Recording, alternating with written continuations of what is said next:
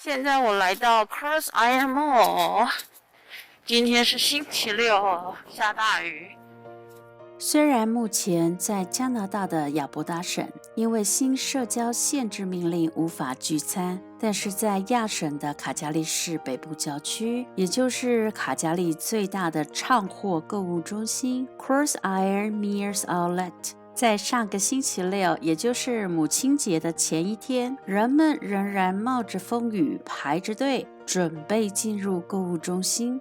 最近有人说了，现在卡加利经济都这么不好，为什么还要移民到这里呢？今天在购物中心看到人们提着大包小包的战利品，不禁令人怀疑，卡加利所在的亚伯达省经济真的像政府统计数据显示的那么差吗？如果是的话，那么加拿大的社会福利也太好了吧？不然就是卡加利还有不少的有钱人。其实全世界的人都一样，哪里有钱赚就往哪里去，没有一个地方是十全十美的。我来卡加利的时候就是来赚钱，并且想自由的生活。当然，所有的人事物都是有好有坏。现在的卡加利地区也陷入了一些困境，如果想来这里生活的人，可以先做好心理建设。现在就来跟大家聊聊卡加利当前的5个困境。第一，亚伯达省的失业率高居加拿大全国第2位。加拿大统计局在今年的4月份发布的数据显示，亚伯达省的失业率达到 9.0%， 只比今年的3月份的 9.1% 下降了 0.1个百分点。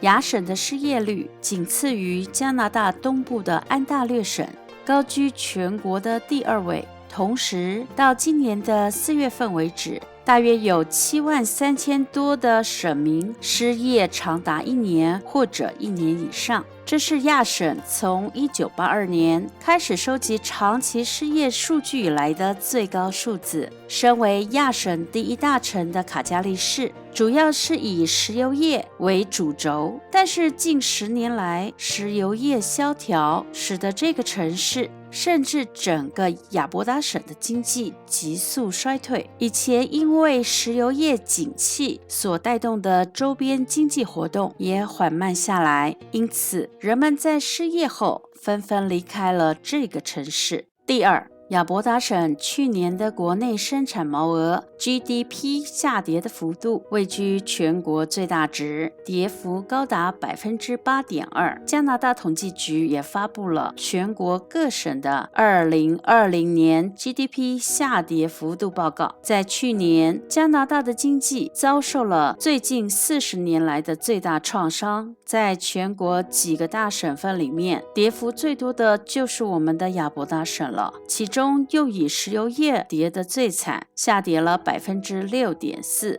至于加拿大全国的 GDP 则下跌了 5.3%。不过值得庆幸的是，亚伯达省的平均每人的 GDP 值还是名列全国第1。第三，亚伯达省是美加地区新冠肺炎感染率最高的省份。在上个视频中，我就提到了加拿大卫生部最新公布，在亚伯达省每10万个人中就有308个新冠肺炎病例，目前高居美加地区的第1位。所以在省政府不断更新社交限制命令下，使得许多业者，例如餐饮、零售业等，无法正常营业。企业不得不裁员或减薪来因应接踵而来的经济情况，当然是每况愈下。所以亚省政府才会积极地鼓励民众接种疫苗，降低感染率，减轻医疗负担，来挽救经济颓势。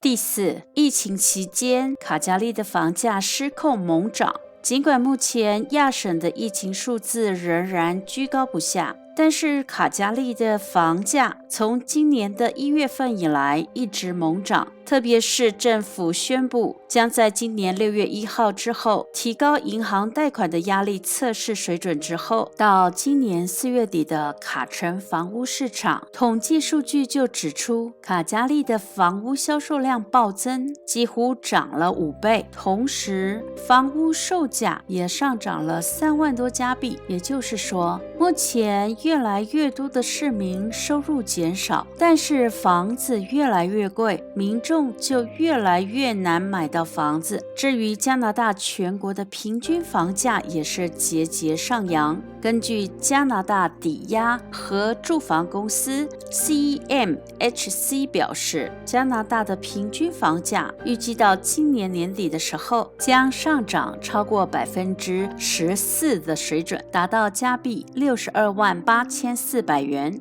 第五，政府债务升高，增加户外公园的通行费。自从新冠疫情发生以来，亚伯达省政府实施了严格的社交限制措施，经济陷入停滞，企业商业停工停产，民众失业或者收入减少，加上加拿大联邦政府推出了许多帮助民众和企业度过疫情的扶持专案，比方说加拿大紧急救助金 CERB、 加拿大紧急商业账户 CEBA 等等，而这些花钱的项目最后都变成了政府的债务。在以前石油景气的日子里，亚省政府还曾经退税给省民，但是现在的亚省政府真是穷啊！最近竟然宣布将从今年的6月1号开始，在 Kananaskis 这个省立公园将开始向游客收取费用，每个人每一天要付15块加币，或者购买90块钱的年票通行证，才可以进入公园游玩。这个 Kananaskis 地区被称为亚伯达省的山区游乐场，它是坐落在卡加利以西大概1个小时车程的地方。它位于落基山脉的东边，面积超过4000平方公里，和坎莫尔小镇以及班夫国家公园相连。那里有风景秀丽的健行步道、高山和滑雪场，以及高尔夫球场等等。如果疫情长期蔓延下去，不但食衣住行这些人们基本生活改变之外，在娱乐方面，卡加利市民也要付出更多的费用。最后我想说的是，不管移民或者不移民，都是个人的一种选择。想要在哪一个城市生活，也是因人而异。目前卡加利的困境，也可能是大家现在所处的城市必须克服的问题。希望大家都能够健康平安地活在当下，同时期盼柳暗花明又一村的日子早日到来。谢谢您的收看，我是粉红天平，欢迎订阅我的频道，并且打开小铃铛。如果你喜欢今天的影片，请帮我按个赞吧。祝您健康愉快，我们下次再见喽，拜拜。